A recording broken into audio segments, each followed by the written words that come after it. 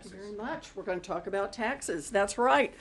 Donald Trump, Elon Musk, and the spineless Republicans in Congress have tried to create a sandstorm so that everyone will be distracted. There's something going on every minute, look in 50 different directions, because they don't want us to look at the number one place they are driving this country, and that is trillions of dollars in tax cuts for billionaires, paid for on the backs of seniors, on the backs of little kids, on the backs of veterans, and on the backs of everybody in America who is hoping that some medical research breakthrough will help a beloved family member who's dealing with a terrible disease. Don't believe us? Just listen to the Republicans themselves. During our last go-round on this budget, the Democrats stood up and said, if you're not going to do tax cuts for the wealthiest among us, let's just put that in the bill. Could we just write that down, put it in the bill, and say not going to be any tax cuts above this level? So we started out and we said, could we just agree in the United States Senate that no one who earns more than $10 million in taxable income in a single year, that is 2/1000ths of our population, that none of those people making more than $10 million in a year will see any tax giveaways in your budget? Every Democrat said yes. Every Republican said no. We got to preserve the ability to help those folks.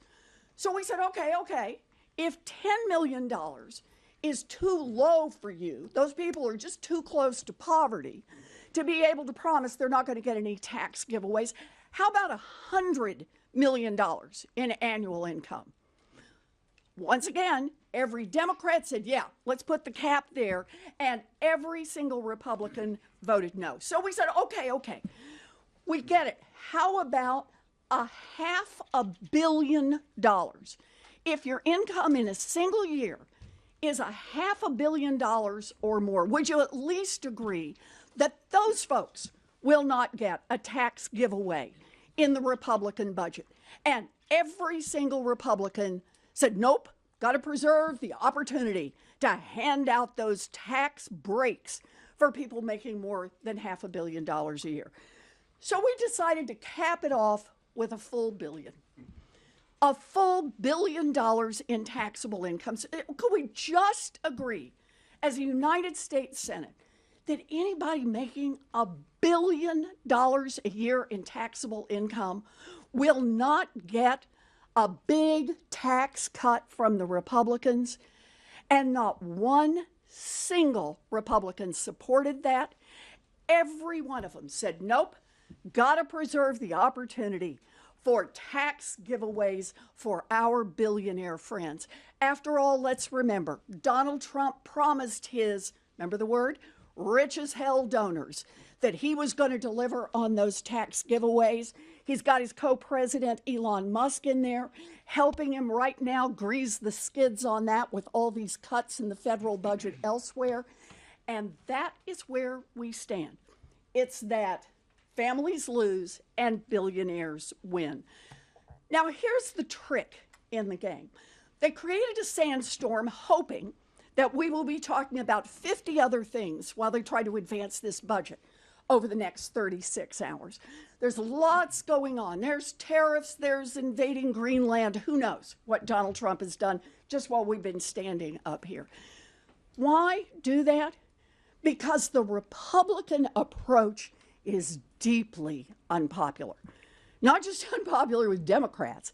It is deeply unpopular with Democrats, with Republicans, with independents, with libertarians, with vegetarians. In fact, the only people who really support this are the billionaires themselves. But most of America think that those billionaires should be paying a fair share in taxes. Most Americans believe that Jeff Bezos should not be paying taxes at a lower rate than a Boston public school teacher. So that's what the next 36 hours is all about. It's about the Republicans hoping that most of America won't notice what they're doing. and that is putting out a budget with trillions of dollars in tax cuts for billionaires, paid for on the backs of seniors, little kids, veterans, and everybody who wants to see America invest in our research future, our medical future. The Republicans hope that everybody will be looking everywhere else as they try to ram their unpopular plan through.